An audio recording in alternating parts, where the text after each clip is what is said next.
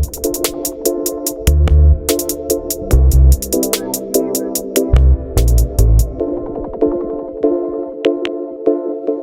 right, welcome to Fanatics Football, the football segment of the Fantasy Fanatics Podcast. I'll be your host once again, James, and I'm joined once again by Nate, Mete, and Terry. What's up, guys? What up?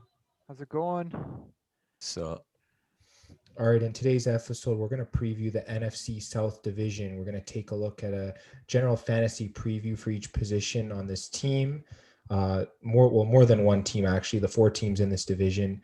And then we'll just hop right into just a divisional preview at different areas of each team. And then we'll sort of project out what we think for each team and their divisional record at the end. So let's just hop right into it. I'm going to start here with the Atlanta Falcons. Terry, let me just start with you. Just talk about the quarterback situation for them for fantasy. Easy situation. Former Boston College product, still managed to have a decent year last year. And if you don't know who I'm talking about, it's Matt Ryan. I believe he had over like 4,500 passing yards, 26 touchdowns. Of course, he had the 11 INTs. With that said, Matt Ryan's going to be tested without his star wideout from going into this year. And I can easily see him being a relevant QB for fantasy unless there are health concerns, knock on wood for that. But outside of that, I can see him being maybe a quarterback one, quarterback two in that range. And then if you're in the more, I believe, deeper leagues, shallower leagues, go quarterback two with this man. Yeah, I think I can agree with that. He's sort of on that fringe range. Definitely got to keep an eye out for him in fantasy. Just getting to the running backs, Nate, let me get to you. What's the situation looking like in fantasy for Atlanta? So I guess I'll start off by saying that the Falcons are generally a throw first team. So the running backs, it's going to affect them quite a bit because they're not going to have as many rush attempts as running backs from other teams. But I guess even with that, I'll talk about Mike Davis a little bit. I think last year he averaged 11.8 fantasy points per game, and that was a career high for him.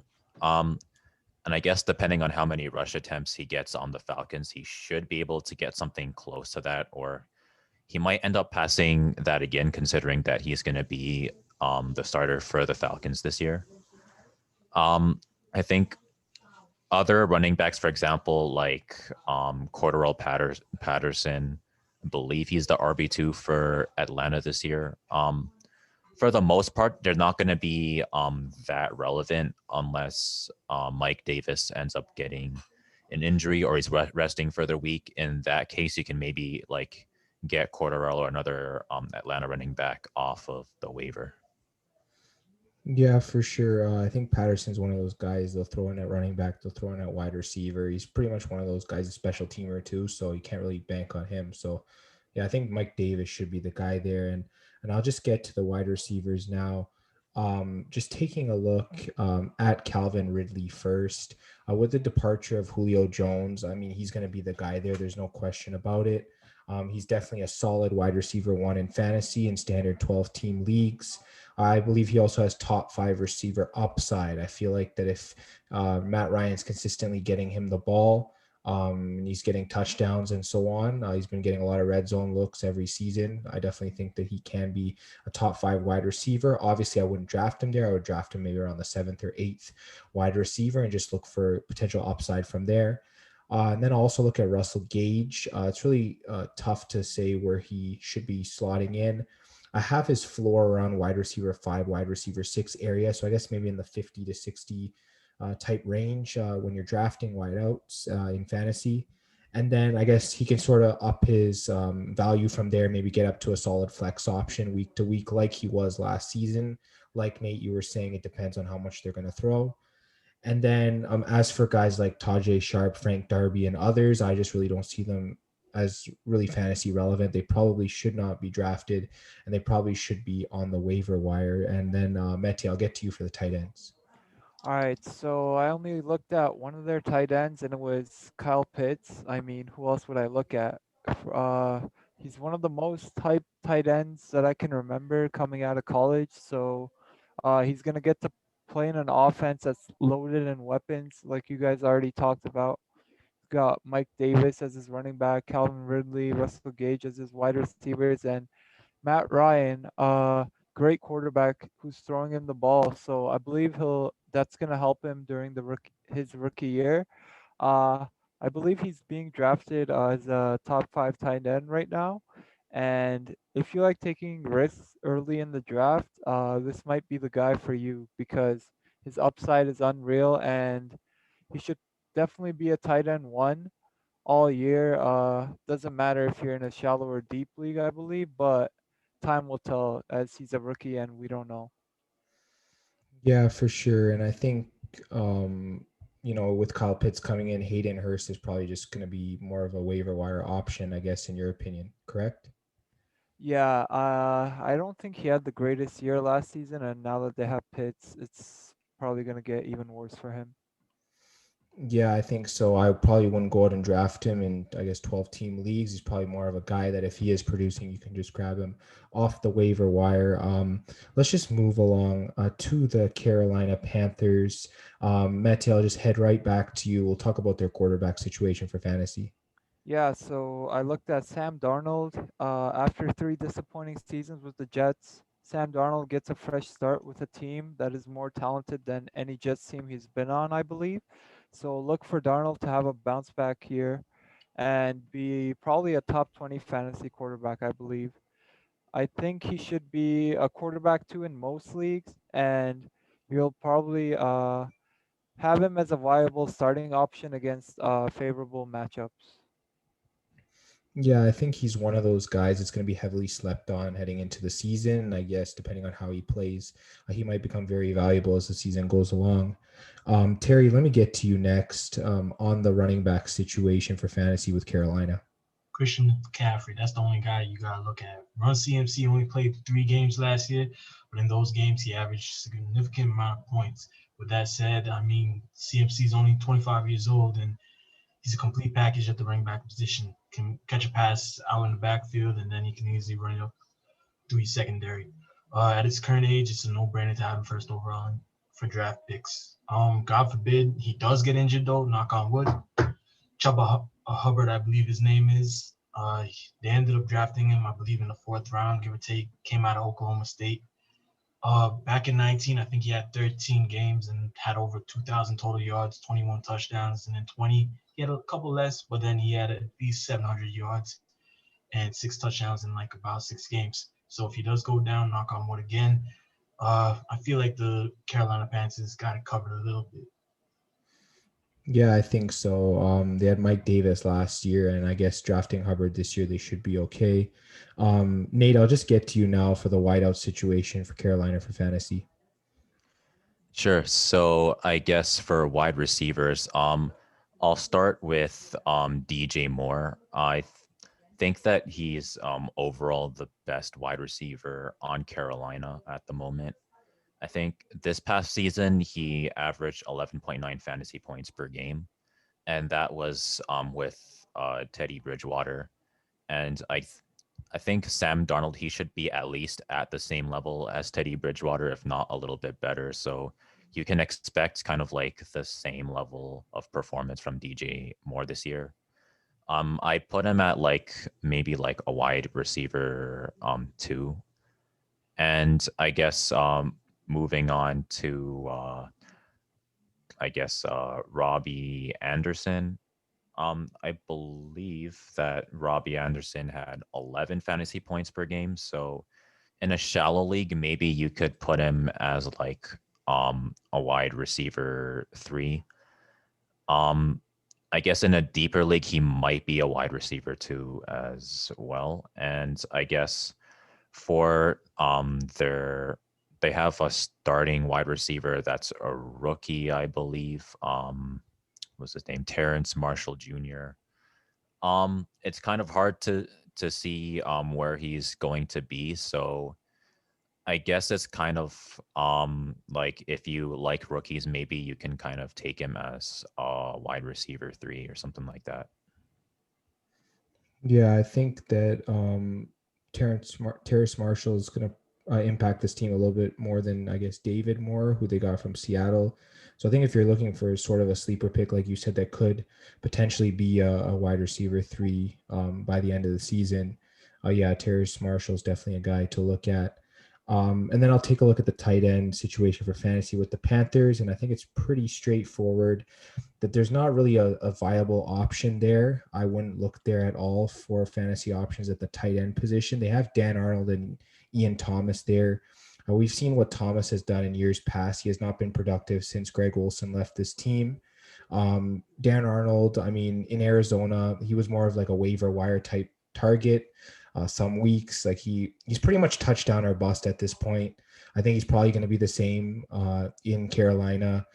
So I'd probably leave both of them on the waiver wire. And if they do somehow become fantasy relevant, then I would probably target them. But or else I would just leave them there for now. And then let's move on now to the New Orleans Saints. This time, Nate, I'm going to start with you. Just looking at the quarterback situation there for fantasy, I guess who do you project to be the starter for this team? I feel like I would put Jameis Winston as the starter. I know that like in past seasons he's been known for being a little bit inconsistent compared to other starting quarterbacks with the whole he tends to throw a little bit more interceptions than you would like, but even with that, he's still I still think he's pretty good. I think in 2019 when he was still with Tampa Bay, he averaged 19.1 fantasy points per game. So I think if they put him at like the starting quarterback, he should be somewhere around there, like maybe not like exactly 19, maybe he'd get like 18.5 or something like that, but I think that's still pretty decent. So I'd put him at like maybe like a quarterback 2 or something like that.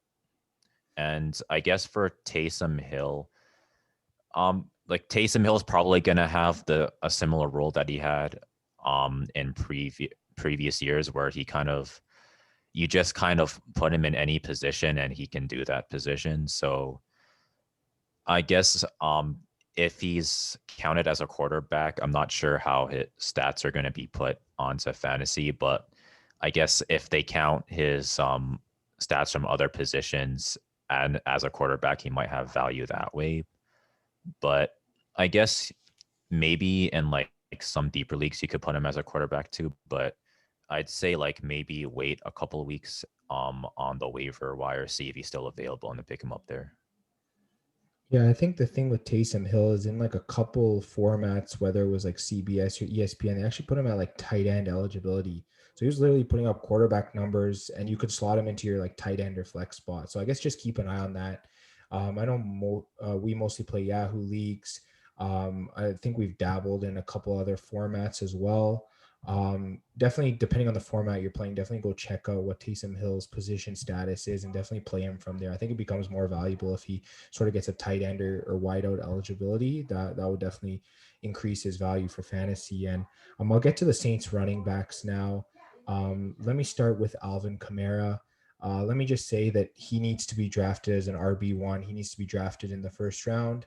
And whether you pick him probably from the spots between 2 and 5, I think in most leagues, he's one of those guys that, you know, if anything happens with Christian McCaffrey, he has number 1 overall upside. I believe he did finish with the most fantasy points for running backs at the end of last season. So definitely people like they don't know his role this coming year. They don't know who's going to be a quarterback, you know, the coaching style and all that. But I still think Alvin Kamara is pretty safe as it gets. I mean, he's one of those guys similar to McCaffrey who can do it in the rush game and in the receiving game. I really don't think you have anything to worry about with him. I'll move then to the backup, Latavius Murray.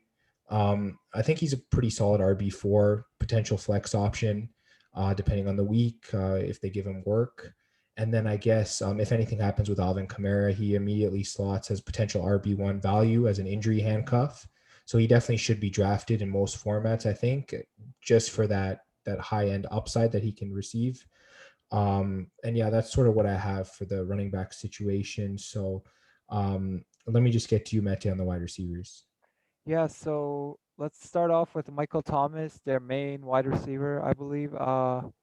He's easily a top five wide receiver in my books. Like, don't let the slant boy memes deceive you, as he's one of the best wide receivers in the game, I believe, and he should be our wide receiver one all season long as he's healthy.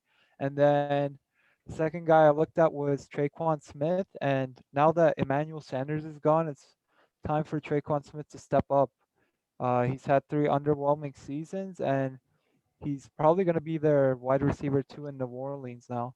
If you're in a deep league, you could honestly take a chance on him, and since he's elevated on the depth charts, and I believe for deep leagues, he'll probably be more of a wide receiver four, maybe a flex option against favorable matchups. And then I looked at Kawan Baker. He's a rookie out of South Alabama, and he was selected in the seventh round for the Saints. He's probably not going to be draft worthy in most leagues, maybe in dynasty leagues. So I believe you should keep an eye out for him because outside of Michael Thomas, the wide receivers in New Orleans are really weak. So I think by the end of the season, he can be their wide receiver three or maybe even wide receiver two if he's performing very well. So definitely keep an eye out on Kawan Baker. Yeah, there's definitely a lot of receivers he's got to pass on that depth chart, though. We'll definitely see how the coach sees him. I mean, there's guys like Armstead, Callaway, Deontay Harris, and Jawan Johnson, and others definitely that could see receptions depending on their role. But yeah, I think you pretty much covered all the fantasy relevant receivers. And Terry, let me get to you now for the tight ends for the Saints. As Minty said, with Emmanuel Sanders gone to, I believe, Buffalo somewhere, uh, that three spot just opens up to be who's going to take it. And I feel like Adam Troutman, he's the younger option down in NOLA as a tight end, expecting him to be tight end one. And we know the story with tight ends in fantasy, so just keep in mind when he's going to be probably on the waiver wire when you go into week one, but he has the potential to be the third option down in NOLA on the team. So I would say probably easily a tight end two if he does break out, but waiver wire at most. And then you got the second guy, I believe he's a former Bronco, Nick Vanett. 3-year deal with the Saints this offseason. He's going to be a tight end too, just because they're going to give the younger guy the chance. And I can easily see him just on the run plays for the Saints this year. Keep him on the waiver wire. Yeah, I think you pretty much just hit the nail on the head right there for the tight end situation. It's pretty much going to be Trotman, and then Vanett's more of a run blocker. I think I can agree with that.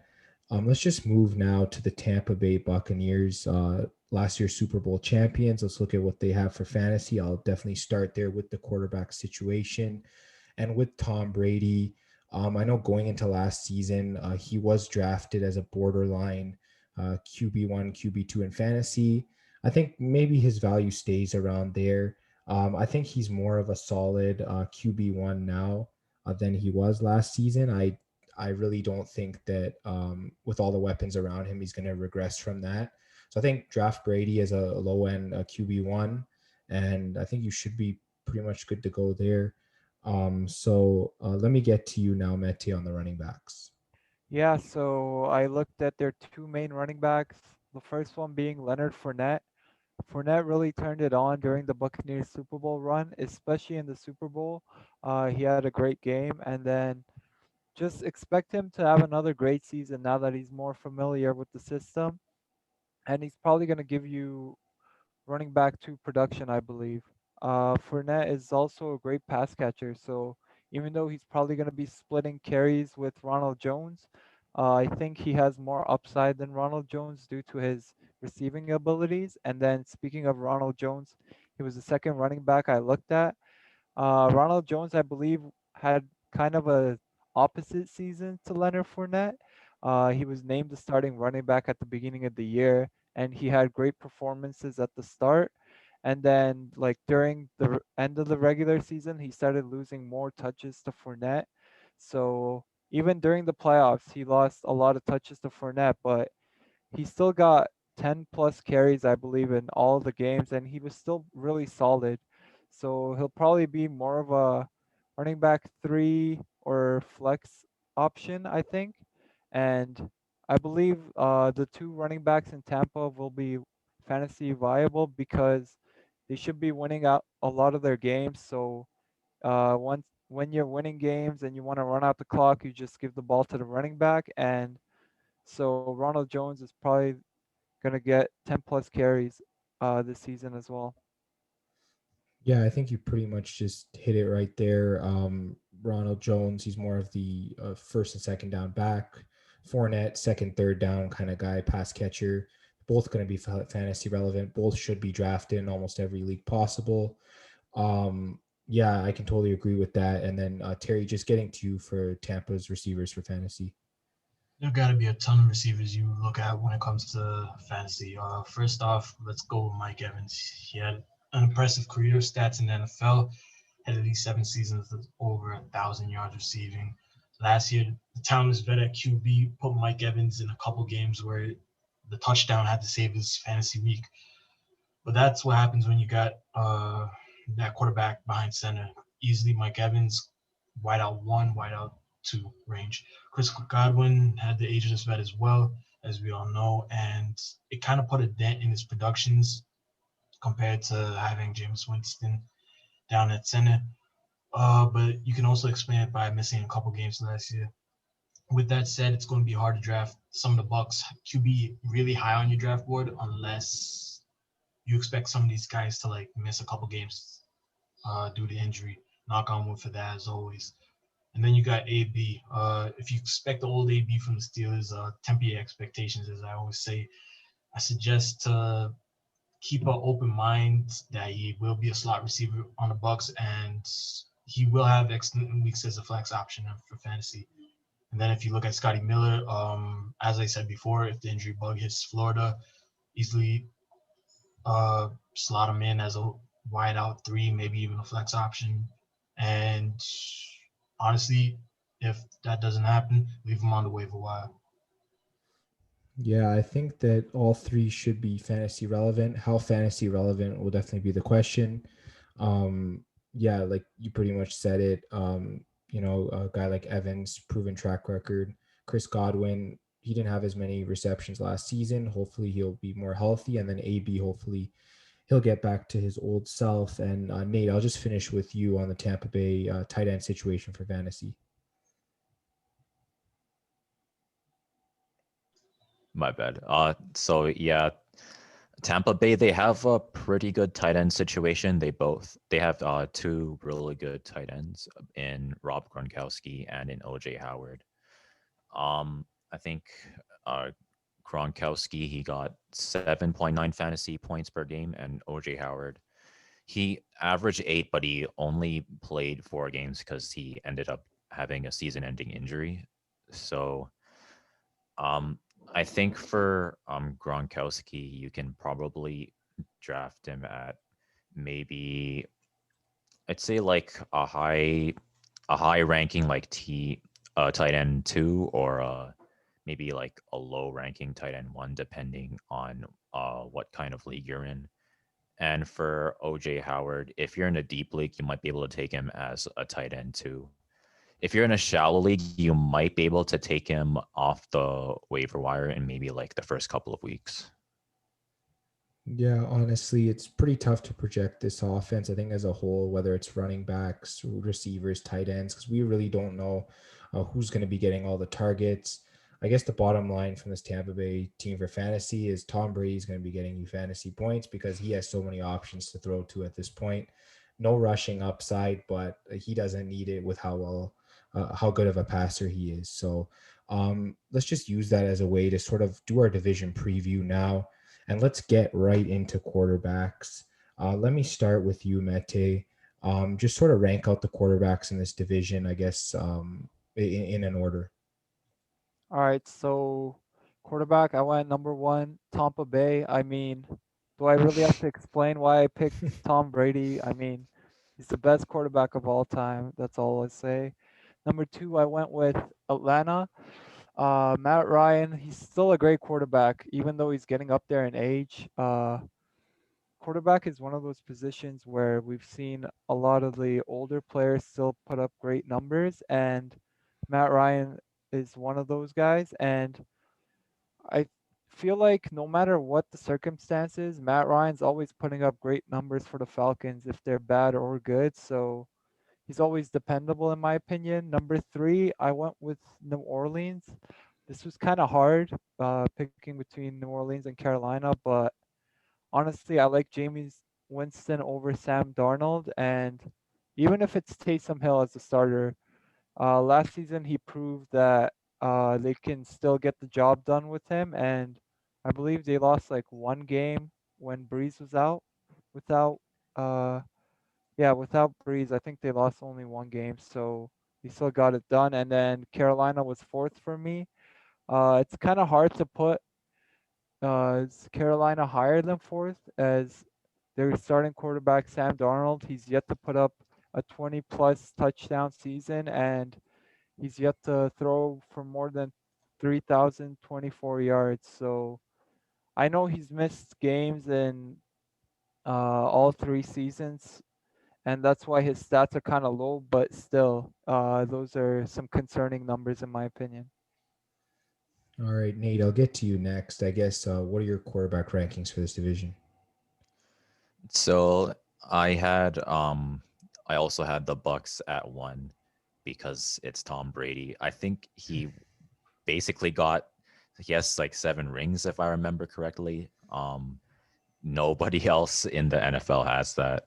And yeah, Tom Brady at number 1. There's not really too much to be said there. And I also had the Falcons at number 2. Matt Ryan, he's still a really good quarterback. He can throw the ball really well.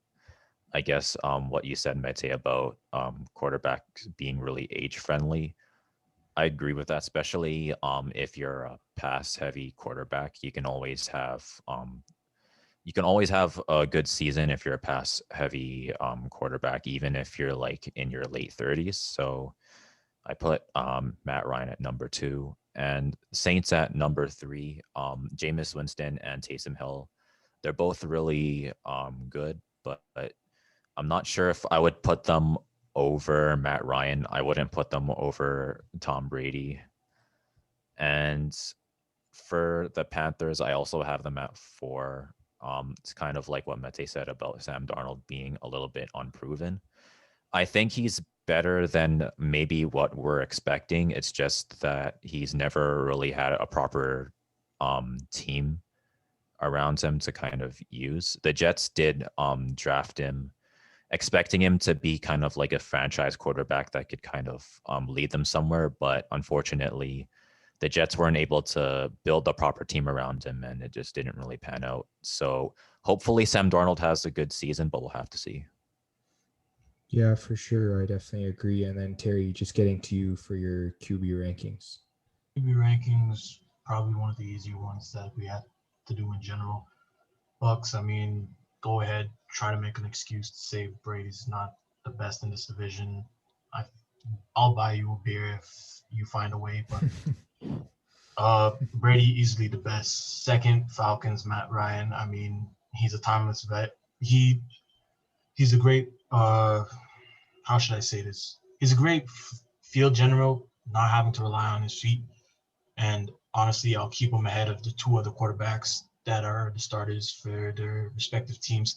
Saints I have at 3. I was about to say Teddy Bridgewater, but oh my Jameis God. Winston. Thank you. Honestly, I have a higher ceiling for him compared to Sam Darnold. And I'll explain why later on to this podcast, but honestly, I got Saints 3, Panthers 4 at this rate.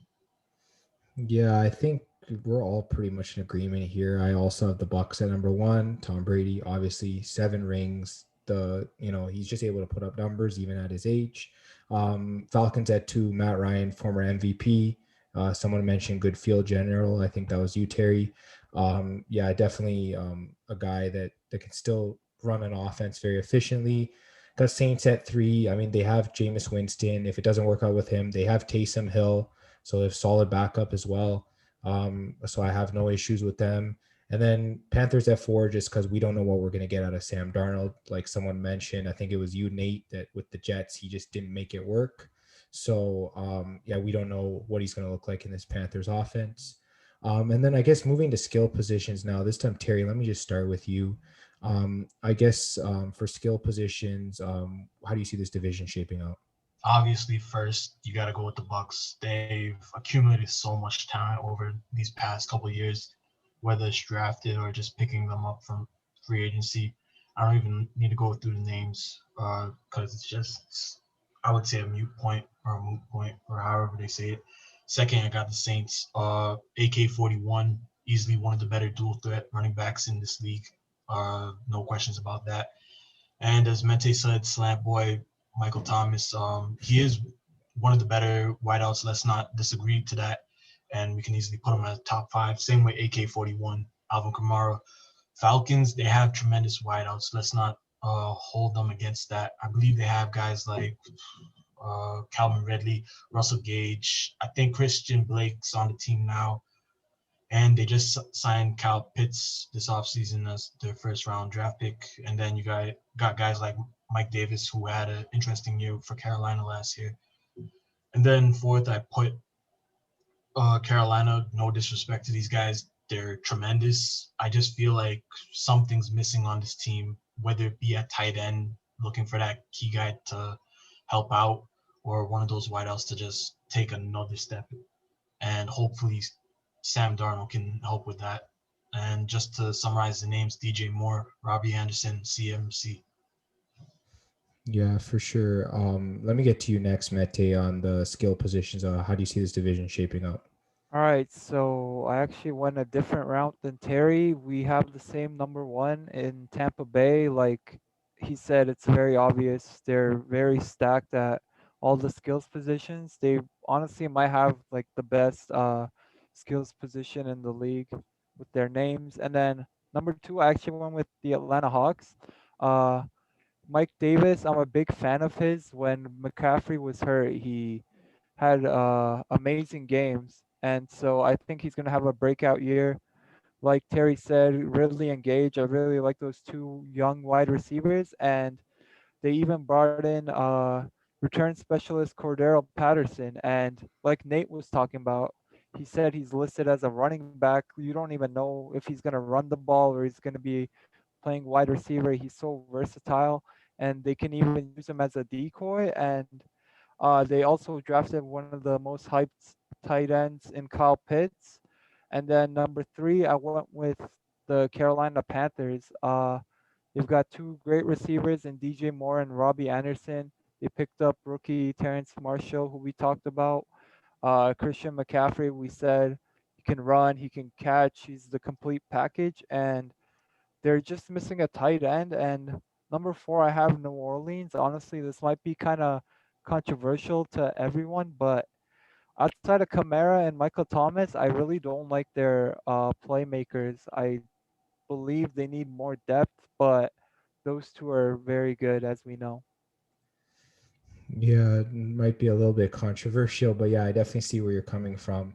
Uh, and I think you've been watching a little too much basketball because I heard Atlanta Hawks in there. So Oh. yeah. But yeah, Nate, let me just get to you now for skill positions. Yeah, well, I guess for like Hawks, isn't there like some team in like almost every league with the word Hawks in it? So Pretty it's much, really hard. yeah. So I guess for skill position, I looked at both rec and rush totals, but there's not really a clear winner because one team is going to be really good at one thing and not as good at the other. So it's like if you kind of looked at both, they look kind of like evenly matched in a sense. But even with that, I still put the Bucks at 1. I think they're the deepest roster in this division. They have good players at pretty much every position, so they're not going to be starving for talent this season. So I put them at 1. Saints, I still kind of like the Saints, so I put them at 2. I think they had the highest rush totals in the division. I think in terms of reception, they're pretty low, but I guess compared to the rest of the league, it wasn't too bad. So there is that. And I guess the Panthers, I put them at third. They're pretty much in the middle. They're second in rush totals, and they're third in receptions. And I put the Falcons at fourth. They're kind of like in a similar situation to the Panthers, where they're kind of in the middle in both rushing and receptions. Falcons are a little bit better in terms of receptions, but a little bit worse in terms of rushing and compared to the Panthers. Yeah, I think I'm pretty much on the same wavelength as you. I also have the Bucks at number one. You guys talked about the weapons. Obviously, you got Jones and Fournette at the running back spot. You got Evans, Godwin, AB, Scotty Miller, and others at the receiver spot. And then you got Gronk, OJ Howard, and Cameron Braid at the tight end position. That's number one in my books. Number two, I also have the Saints, like you, Nate. Just looking at the guys that they have. Alvin Kamara and Latavius Murray at running back, along with even Taysom Hill at running back. You got Michael Thomas, Traquan Smith, Deontay Harris, Terran Armstead, whoever they put at wide receiver, they're still going to catch the ball just by watching this team. And then at tight end, obviously, Nick Vanett, Adam Trotman. We'll see what happens with the tight ends. They might not be better than other teams in this division, but still a decent tight end pair. So I have the Saints at number two. And then Nate, I also have the Panthers at number three. I believe they have the best skill position player in this division in Christian McCaffrey. So I think that puts them at third for me. Definitely with their wideouts, having guys like DJ Moore, Robbie Anderson, Terrace Marshall, and David Moore. And then looking at their tight ends, like we mentioned with Dan Arnold and Ian Thomas, we don't know how much we can rely on them, but at least they have two guys. So that's pretty decent there. Fourth, I have the Falcons. Obviously, losing Julio Jones was a big blow to this team. At running back, someone mentioned Cordell Patterson backing up Mike Davis. It is possible that he gets a lot of rushes. And then for receiver, you got guys like Calvin Ridley, Russell Gage, Frank Darby, Tajay Sharp, guys like that. It's pretty decent. Not a lot of depth, though. And then for tight end, Kyle Pitts and Hayden Hurst, one of the deeper tight end cores in this division, but I still do have them at number four. All right, let's just get to the offensive lines now. This time, Nate, I'm going to start with you. I guess, what do you rank the offensive lines in this division? So for offensive line, I looked mostly at sacks allowed, and I guess in that category, the Bucks are first, Saints are second, Panthers are third, and the Falcons are fourth. Yeah, I think that one of the reasons the Bucks won the Super Bowl is because of how dominant their offensive line was. But actually, when I took a look at it, I actually have the Saints at number one. I have the Bucks at number two. I have the Falcons at three, and I have the Panthers at four. I just think for the Saints, this team, they've just been so solid. Different guys they have here. I think you say Ryan Ramczyk. He's been so solid. Eric McCoy, one of the best young centers in the game. You got Terran Armstead. You got different guys here that can really play well on the offensive line. And they just drafted a couple guys too. So I'm not even worried about this team. And then I guess just looking into the Bucs offensive line. I know you talked about them playing really well. Guys like Tristan Wirfs and Ryan Jensen and Donovan Smith and others. They're just really solid. They also added some pieces there in the draft as well. So I'm not even worried about this team as well. I think they are number two. I have the Falcons at three, mostly because of Jake Matthews and how solid he's been over the years. I think he's one of the best left tackles in the division, if not pretty underrated in the NFL. And then I guess the rest of their line, they have some young guys coming up that I think that are going to be playing pretty solid for them. So I definitely have them at number three. And then I have the Panthers at number four, just because I just didn't really like what I saw from them last season. They have the potential to get better, obviously, but I still think that they are the worst in this division, in my opinion. And then Terry, let me get to you on offensive lines. Yeah, honestly, I think you and me, had almost the same exact reasoning. For the Saints, I believe they have tremendous tackles, as you already said their names, and they have one of the better centers in the league, probably easily being a top 10 guy.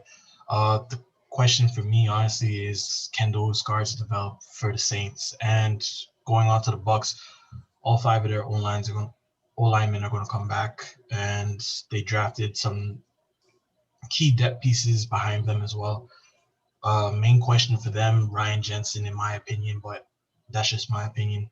And then you got Falcons. They had a tremendous O-line eventually when they were in the Super Bowl, but eventually it tempered off. Question is, who's going to replace Alex Mack, as he did leave for the 49ers? And to summarize, their tackles are reliable, and I believe their youth need to develop. With Carolina, there's a lot of fresh faces here, and I believe the projected starters are kind of playing below average. So unless they step it up, they'll be one of the worst O-lines in the league. And then just getting to you, Mete, your ranking on the offensive lines. Yeah, I got the same exact rankings. New Orleans number one, like you guys said. They need better guard play, but they're one of the best offensive lines in the league. And then Tampa Bay was number two for me. Again, another great offensive line unit. When you have an immobile QB and Brady, you got to invest in the offensive line, and they do a great job protecting him. Terry talked about Ryan Jensen needing to improve. I think Alex Kappa needs to play better as well at right guard. And then number three for me was the Falcons, one of the weaker offensive lines in this league. But they have hope, as they have a lot of rookies in their O-line, so hopefully those rookies come to play and they pan out. And then number four was Carolina. I think they were ranked maybe the worst offensive line unit last year, or like near the worst. And then they only had one reliable starter in Taylor Moton. I think that's how you say the name. And they don't have as many rookies as Atlanta, so they'll probably stay fourth. Yeah, I think they were near the bottom of the league somewhere. But it was between them and the Giants for sure. I think we're like pretty much at the bottom. Let's just get now to the defensive front sevens. This time I'm going to start, and I'll say Tampa Bay's number one for me. Just looking at some of the pieces that they have, obviously, Ndamukong Suh, Vita Vea, Jason Pierre-Paul, Devin White, Levante David, Shaq Barrett. Like this team, they're just so solid. They, like someone said, they brought back all their starters from the Super Bowl. I mean, you need this kind of front seven to terrorize quarterbacks, and Patrick Mahomes was pretty much running for his life the entire Super Bowl. So this front seven has to be number one. For number two, I have the New Orleans Saints. They have a lot of good pieces. There are a lot of Pro Bowl and all pro level talent in Cam Jordan, Marcus Davenport, Demario Davis. I mean, you can just go down the list. I know they did lose a couple pieces, but I think they are still pretty solid, good enough to be second in this division. And then for number three, I have the Atlanta Falcons, just because of guys like Grady Jarrett, like Dante Fowler, who they got from the Rams. Deion Jones has always been solid for them. And yeah, they have some good pieces. They bring in Mingo from Chicago and Copeland from New England. That's two other good pieces that could play well for them. So they are getting there in their front seven. Their run defense was better than their secondary last year. So definitely see what Atlanta can do this year. And I have the Panthers at fourth, just because outside of Brian Burns, I just really didn't like what I saw out of this front seven last year. I just think that they have a lot of improvements to make. Whether it's through the draft, I know they took a couple guys there in the draft, but they need to have some type of improvement. They are underrated, I can say, but I still am not confident to put them above any of the other three teams. This time, Terry, I'll get to you now for the front sevens.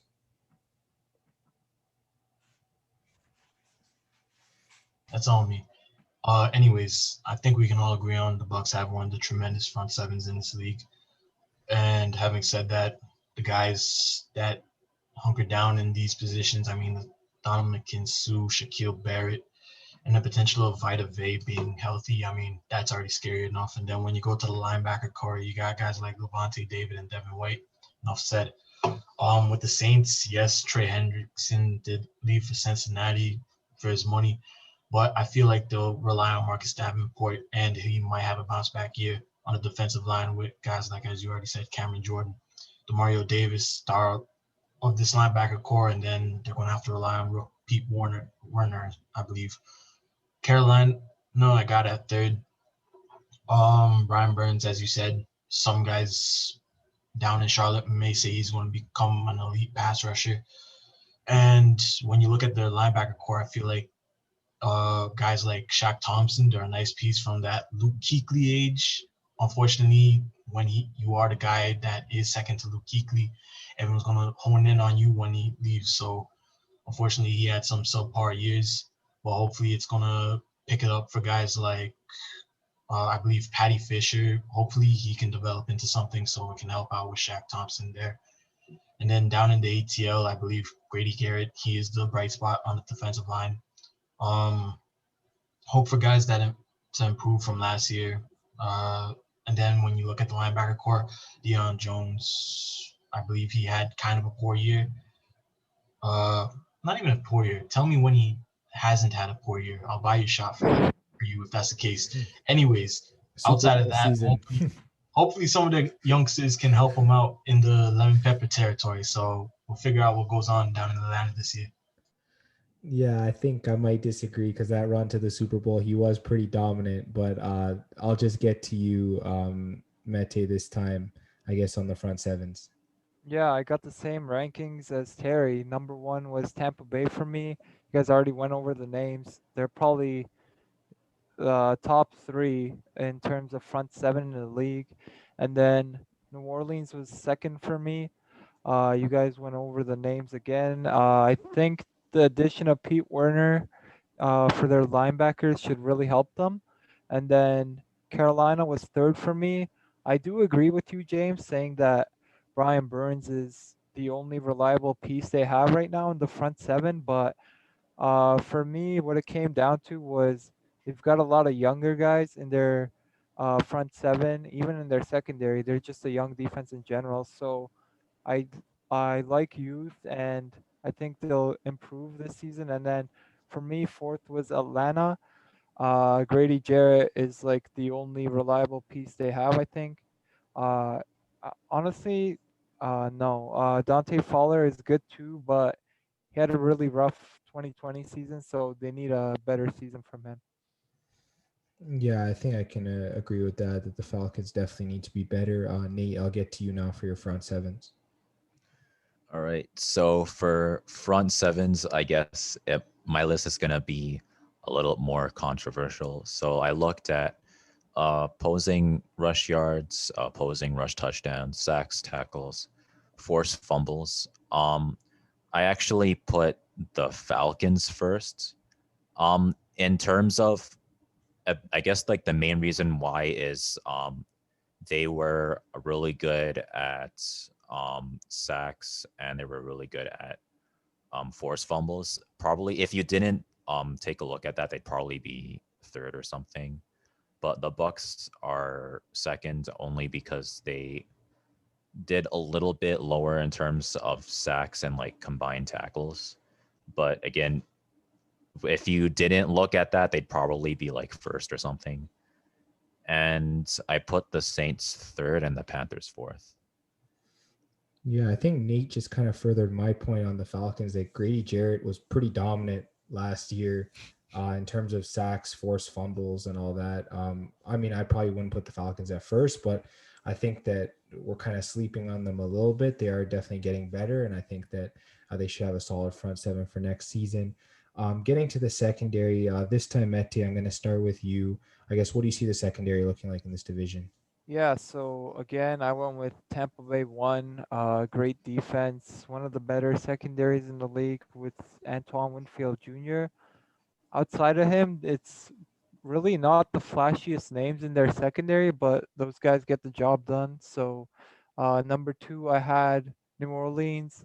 They also have a great secondary, I believe. Marshawn Lattimore. I know he's been struggling lately, but he's very solid and he'll probably rebound, I think. And then they have a great safety duo in Malcolm Jenkins and Marcus Williams. So that really helps their secondary out. Third, I went with Carolina again. it's probably an underrated secondary right now. They just spent a first round pick on J.C. Horn. They picked up A.J. Bouye, and they also have a great safety in Jeremy Chin, who's heading into his sophomore year, I believe. So they've got a young defense who will probably improve. And then for fourth, I went with Atlanta again. I believe they're one of the worst secondaries in the league. There's not much to say as they lost DeMonte Casey and Keanu Neal, their starting safeties, I believe. So that's kind of rough on them.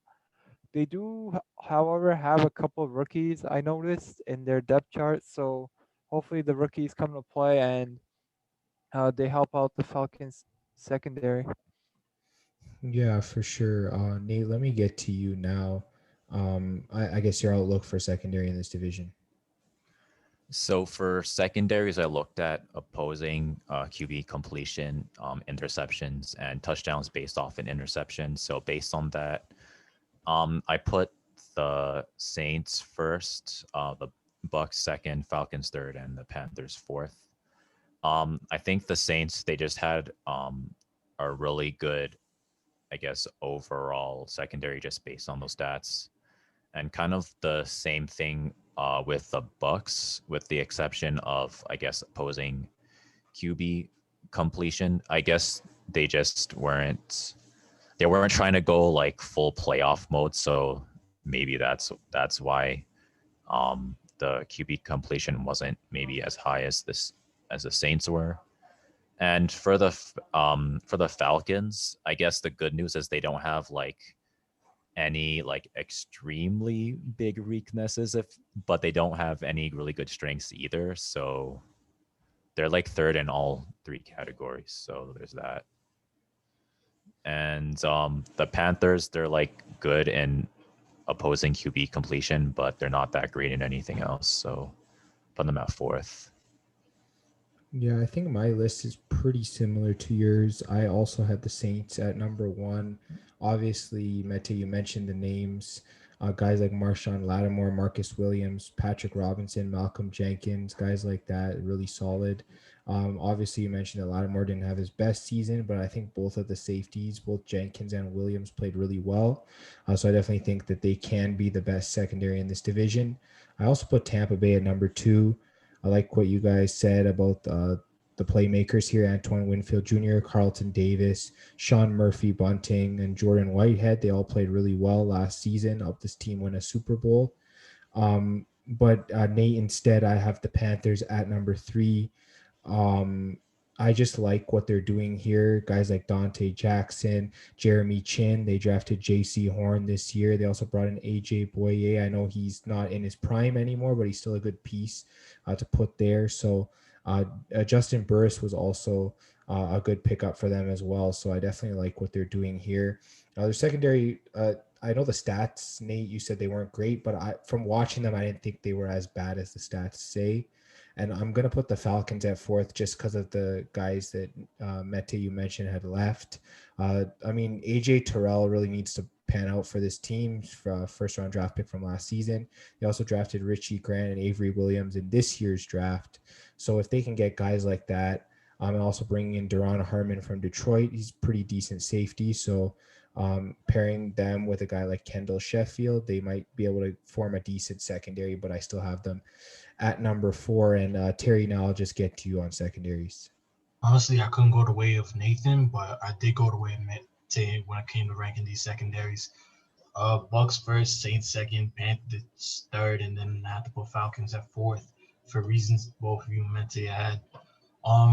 Just going over the Bucks real quick, they had a tremendous secondary from last year. The only criticism you can put on is Sean Murphy Bunting, but they have so much depth at DB or CB, whatever you want to call it, that they won't have to worry.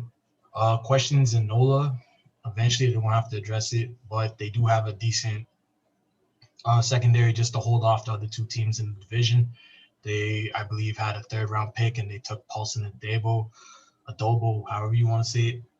He was replacing Janoris Jenkins, who did ship sail to Tennessee. And then, as I believe Mete said, Marcus Williams is the bright spot of the secondary. Let's go to the Panthers. I mean, you got a young secondary now in Charlotte. You guys mentioned the name, Tony Pride as well on that team as well. Deontay Jackson. Hopefully, Chin can produce for the team and be the bright spot for this team for the upcoming year.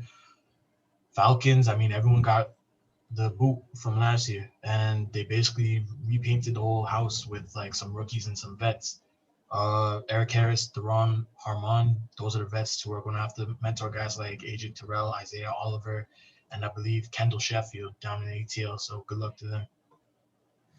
Yeah, for sure. I think that Isaiah Oliver was not very good for them, but I think he's still young. I think he can definitely improve. So I like that you mentioned him as well. I'm getting into special teams this time. Mete, I'm going to start with you. I guess which teams do you like better here? Yeah, so for special teams, I went with New Orleans at one. They were one of the better special teams units from last season. I think they were top 10. Uh, they have one of the better kickers, I think, in Will Lutz. I think it was a year or two ago where he made this really clutch kick on Monday Night Football against the Texans. And then Deontay Harris is going to be their kick and punt returner, so we'll see how that pans out. Carolina, I went with at number two. I think they had an average special teams unit from last season. Uh, their kicker was Jason Sly, and he was really solid for them. And you were talking about David Moore, their new acquisition. He's going to be their kick returner, so let's see how he does for them. And then Atlanta was third for me on special teams. They weren't ranked so high last season in special teams, but I believe they have one of the best kickers in the league in Young Wei Koo. I think he led the league in terms of points or something like that. And then they have rookie Avery Williams. He's going to be returning punts and kicks for them. And then for fourth, I went with the Buccaneers. They were ranked bottom eight in terms of special teams last season. And they do have Ryan Suckup as their kicker, who I believe was one of the better kickers a few years ago, but I think he's more on the average uh, term now. And then Scotty Miller is going to be returning punts for them, so he should help out the special teams unit, hopefully.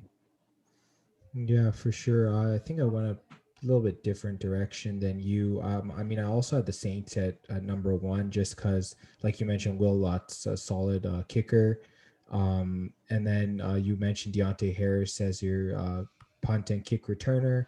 You also got Taysom Hill on there for the special teams. He's one of the best special teamers in the league. I don't think we can argue that. He can play pretty much any position on special teams. So I definitely like them at number one. For number two, I actually had the Atlanta Falcons. Definitely like what they've done here with their special teams. Younghoe Koo, you mentioned, Pro Bowler last season, really solid.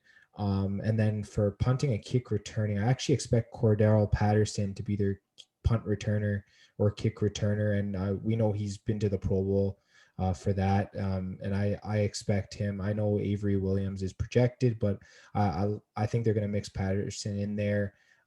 There's no way I could have a team with Patterson on it any lower than number two, because what a difference maker he can be on special teams. And then I have the Bucs at number three. I think they are still pretty solid. I definitely like some of the guys there. Ryan Suckup, he made some clutch kicks in the playoffs. And then their punter, Pinion, he played really solid. And then getting to punt and kick returners, Scotty Miller, obviously. Tyler Johnson had some really good runs last year on the special teams. I really like what he did, so I definitely have them at number three. And then at number four, I have the Carolina Panthers. And I think it's mainly just because, Joey Sly, he was decent. I didn't really see an amazing season from him. David Moore just coming in. I know he was decent with Seattle. We don't know what we're going to get. Joseph Charlton as their punter. I'm also not 100% sold on him, so I do have them at number four. But Nate, let me get to you now for special teams. So for special teams, this time around I looked not just at field goal made, but also punt return average yards, kick return average yards, and then average yards for punting. So I guess with all of that put together, I put the Falcons first and the Saints second. I think for like the totals for these, they were actually tied. So it's pretty much just a toss up. So it's pretty much down to, do you like the kicker down in the Falcons or do you like the kicker down in the Saints?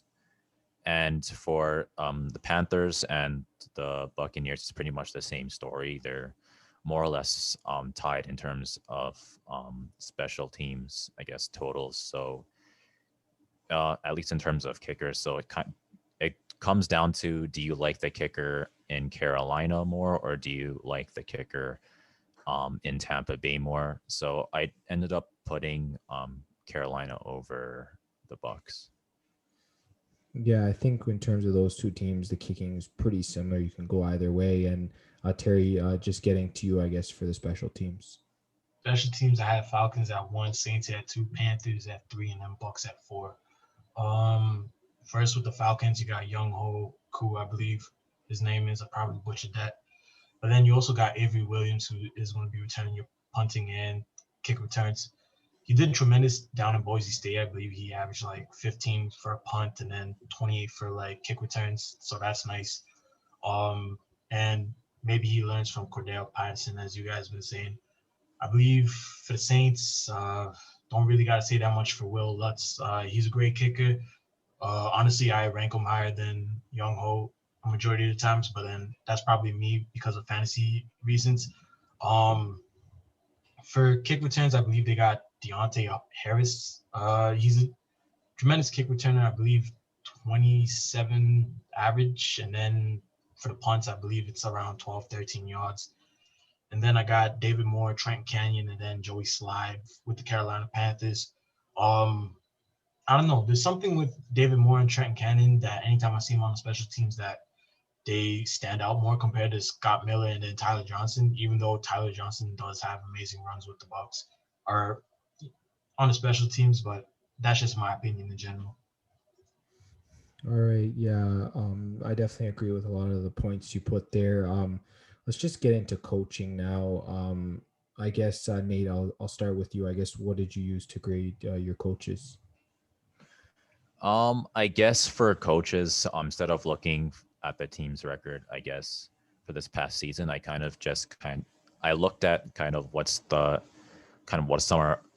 some impressive things that they've kind of done. So I guess for the Bucs, for example, they just won the Super Bowl. So I guess if you like recency bias, you can put the Bucs first. And the Saints, I think they're arguably the best team, at least in terms of like history. Like, for example, like the Drew Brees era, they're always a really solid team. So I put them at second. The Falcons, I put them third. They were a really good playoff team. They've had some deep runs. They made it to the Super Bowl. They played against the Patriots. Unfortunately, they weren't able to win, but they are really solid, so I put them at third. And for the Panthers, just like overall, I guess like kind of what are some impressive things that they've done. I wouldn't put them like over any of those three teams, so I put them at fourth. Yeah, Terry, let me get to you next. I guess, what do you see in terms of coaches for this division? Coaches for the division, 1, 2, I gotta put Sean Payton, and then I believe Bruce Arians. And then at 3, I think I gotta go with, for some reason, I want to go with Matt Ruley, if that is the Panthers head coach. And then 4th, I gotta go with, I believe his name is Arthur Smith. I think he just got signed. So that, honestly, that is my 1 through 4. And this time I actually remembered all the head coaches' names, if I got that. But yeah. Yeah, I think I can agree with mostly your reasoning. I have the Saints at number 1, obviously, because Sean Payton's still there from the Super Bowl era, like Nate mentioned, and all the success with Drew Brees and all of that. I have the Bucs at 2, obviously, Bruce Arians, Super Bowl champion. You know the deal. Number 3, I have Carolina. Matt Rule did a good job building the team last year. I think they are still going to improve. How much they're going to improve, I don't know. But at least he has more experience than number 4, who I have is Arthur Smith, first time being a head coach for the Falcons. we don't know what he's going to look like or how it's going to turn out. So for now, I have him at number 4. And then Mete, I'll just get to you. Yeah, I have the same exact ranking as you and Terry. So I went New Orleans at 1. Like Nate was saying, during the Drew Brees era, the Saints were really good. They probably missed the playoffs only a handful of times, and it seemed like they were always there and contenders. And then number 2, I went with the Tampa Bay Buccaneers. Bruce Arians just won the Super Bowl, like we said. Outside of that, in Arizona, he didn't really get the job done. He got close, and then I just went with Sean Payton at 1 because he was coach. He's been a head coach longer than Bruce Arians. And then number 3, I went with Matt Rule and Carolina. Uh, they only had 5 wins, but I think that record was kind of deceiving as I believe they were more competitive than what their record showed. And then number 4, I went with Atlanta. Like you said, Arthur Smith, this is his first NFL head coach job, so we don't really know how it's going to go. Yeah, for sure. And I guess I'll come right back to you, Mete. I guess on your totals, what's your total ranking 1st to 4th? Yeah, so Tampa Bay is obviously number 1 for me. They're very stacked, well-rounded in pretty much every position. And then I went with New Orleans at 2. I just have some depth concerns for them at the skills position. And then number 3, I went with Carolina. I think they're close with the Panthers. I mean, not the Panthers, sorry, the Falcons. But I think I like their youth over the Falcons a bit more. And then, yeah, that's why I had the Falcons at 4. I don't like their defense really, and I don't know. I don't really see much improvements in their defense, so we'll just have to wait and see. All right, and then getting to you, Nate. I guess what order did you have? So I guess in kind of for the totals, I put Tampa Bay first, and I put the Saints second by a very, I guess, close margin of 1 point. I put the Falcons at third, and I put the Panthers at fourth. I guess the margin was a little bit farther for the Panthers and kind of the rest of the teams, but I'd like to say that I think the Panthers are, I think, better than it looks like on my rankings, even though they're fourth overall. Yeah, I think I was pretty close to you, except it was the other way around. I had the Saints ahead of the Bucks pretty much by just 1 point. I was surprised by that. I just I like a lot of the positions that the Saints have going, I guess. And then Falcons I have at number 3, and then Panthers I have at number 4 for the reasons. I guess the reasons mainly they have a better offense than the Panthers. They have better special teams, that kind of thing. So I think that sort of just pushed them over the edge for me. And then yeah, Carolina at 4th. But Terry, let me get to you. If you ain't realized it, I guess Bucks at 1. We can all agree on that. Saints at 2. Just a little bit off the Bucks, something like that. I got ATL, Lemon Pepper area. I got them at 3rd, and then Carolina down at 4th. Honestly, I feel like Carolina's offensive line is going to haunt them this year. And Sam Darnold, I mean, he came off of mono. Hopefully he, does better compared to the Jets. I mean, that's the storyline we're all looking for. But I don't know. Honestly, I feel like the Jets offensive line is better than the Carolina Panthers offensive line. And it's going to haunt them this year, coming to Carolina. All right, let's just take a look to finish off at the division, I guess, projected record here. Terry, let me start with you. I know you always have a lot of controversy when it comes to your divisional record. So let's see what you got for this division. Honestly, it's not really controversy. I mean,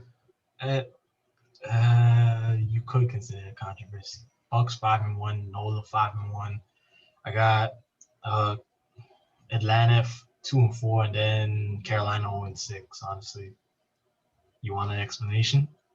Yeah, maybe a bit of explanation on the 0-6. I mean, the offensive line. I guess I'm one of the guys that always want to see a tremendous offensive line, especially for a guy that is coming off of a bounce back. Like, for example, Sam Darnold.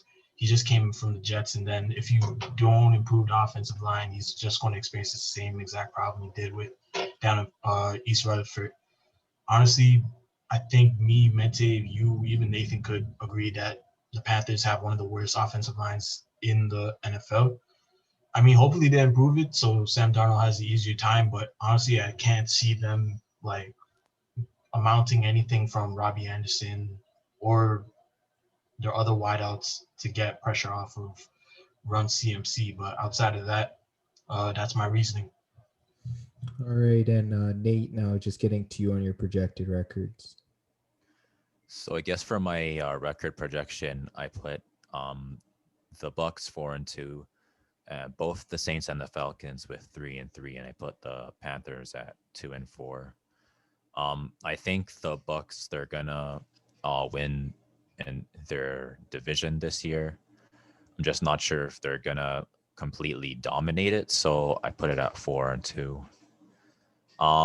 The Saints, like I said, they're good every year. It's just that this is the first year that Drew Brees isn't around. So we're going to kind of have to see how the organization kind of moves forward without Drew Brees. But they shouldn't have too much of a problem. So I put them at 3-3. And I put the Falcons at 3-3 as well. I think they're a decent team, but I guess we'll just have to see how well they play against the rest of the division. For the Panthers, they do have some really good talent. Christian McCaffrey, DJ Moore.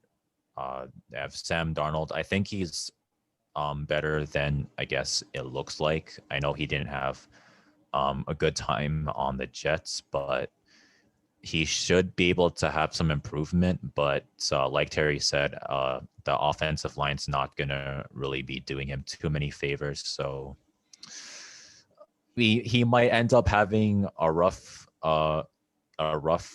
year, but hopefully it's not as bad as it could be.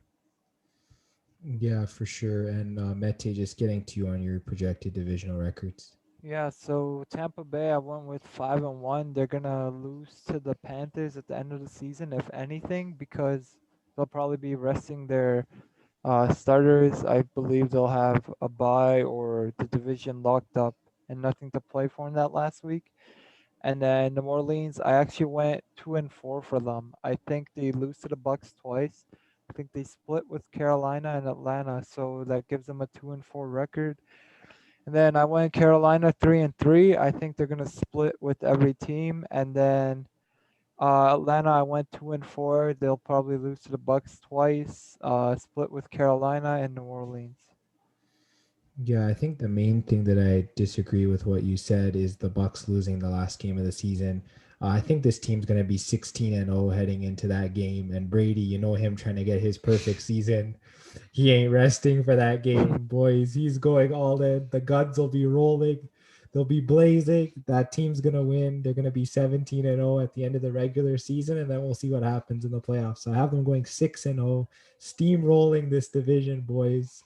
And then taking a look at the Saints, I have them going 3-3. Obviously, losing both games to the Bucks this time around, losing one in Atlanta, and I have them beating Atlanta at home and beating the Panthers at home and in Carolina as well. And then for the Falcons, I have them going 2-4. They get wins against the Panthers and against the Saints, but they lose in Tampa Bay, in New Orleans, against Tampa Bay, and in Carolina. And then for the Panthers, I have them going 1-5. Their only win in the division I have is at home against Atlanta. Their other losses are in New Orleans, in Tampa Bay, in Atlanta, and then versus Tampa Bay and New Orleans. So those are my projected records. And I guess just before we close up, I'll start with you, Terry. Any last thoughts on this division? Don't really have any last thoughts. Hopefully, Sam Darnold has a competitive year compared to his years down in the Jets. Honestly, I'm not the biggest Sam Darnold supporter, but I mean, I'm always hopeful for a comeback story. Same with James Winston down in NOLA. Outside of that, I mean, hopefully this is more competitive compared to what you said as the Bucks steamrolling the whole entire division. But these are just predictions, right? Yeah, for sure. I mean, I'm surprised, I guess, with how high I sort of ranked the Saints. I feel like that giving them a 3-3 record might not have been the best thing, but yeah, this team has a lot of strong pieces in place, even without Drew Brees. I know their offense kind of questionable, but on the defensive side, special teams, coaching, like they just have everything together. This Saints team, I feel like we might be sleeping on them a little bit. They might actually have a chance to be a playoff team again. And I guess Nate, any last thoughts on this division? I feel like this division is a little bit closer than it could look like. I guess both three of those teams, Falcons, Bucks, and Saints. I think in terms of like just an overall organization, all three of them are pretty good organizations. It's just with the Panthers.